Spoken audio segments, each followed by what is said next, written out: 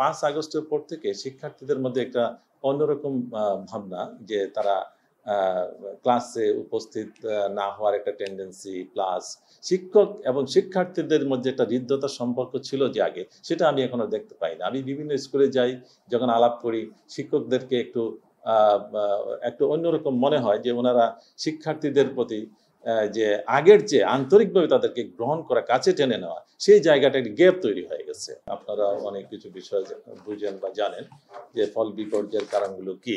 তার মধ্যে আমি ২-১ টা কথা বলতে পারি। সেগুলো হচ্ছে গিয়ে যে ১ নম্বর হচ্ছে গিয়ে আমরা আ টিচারদেরকে যখন খাতা আমরা ডিস্ট্রিবিউশন করি, শিক্ষকদের মধ্যে যারা খাতা দেখেন, ওনাদেরকে আমরা বারবার বলেছি যে আপনারা ওভার মার্কিং করবেন না, আন্ডার মার্কিংও করবেন না। এবং সেটাই দিবেন পরীক্ষার্থীরা যা পায়। আমরা প্রপার জাজমেন্টটা করতে চাই, প্রপার রেজাল্ট আমরা দেখতে চাই। আমাদের শিক্ষার্থীর অবস্থান কোথায় সেটা আমরা জানতে চাই।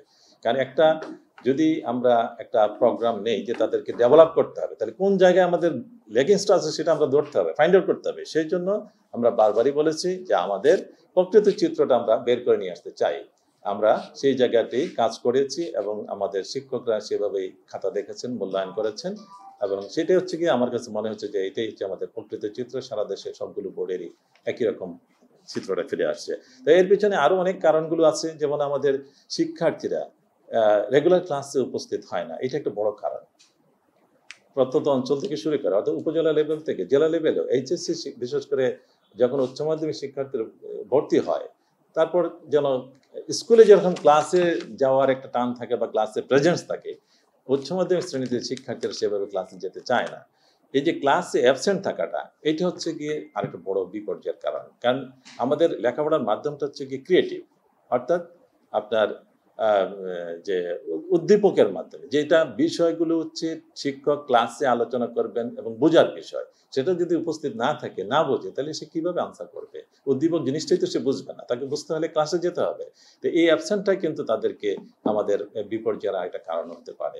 আরেকটা বিষয় হচ্ছে গিয়ে ৫ আগস্টের পর থেকে শিক্ষার্থীদের মধ্যে একটা অন্যরকম ভাবনা যে তারা আ ক্লাসে উপস্থিত না হওয়ার একটা টেন্ডেন্সি প্লাস শিক্ষক এবং শিক্ষার্থীদের মধ্যে একটা হৃদ্যতার সম্পর্ক ছিল যে আগে, সেটা আমি এখন আর দেখতে পাই না। আমি বিভিন্ন স্কুলে যাই, যখন আলাপ করি, শিক্ষকদেরকে আ বা একটু অন্যরকম মনে হয় যে উনারা শিক্ষার্থীদের প্রতি যে আগের চেয়ে আন্তরিকভাবে তাদেরকে গ্রহণ করা, কাছে টেনে নেওয়া, সেই জায়গাটা একটা গ্যাপ তৈরি হয়ে গেছে। আমি ব্লু বার্ডের কথাই বলতে পারি।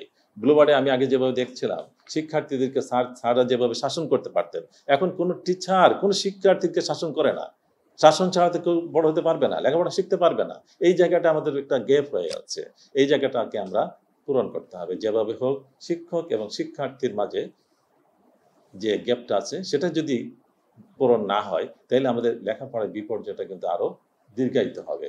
এই জায়গাটা, এটা আমার কাছে খুব প্রতীয়মান হয়। আমি বিভিন্ন স্কুলে যাই, যখন দেখি, কলেজে যাই তখন এগুলো দেখতে পাই। আরেকটা হচ্ছে আমাদের গুণগত শিক্ষকের অভাব। এটা একটা বড় বিপর্যয়ের কারণ।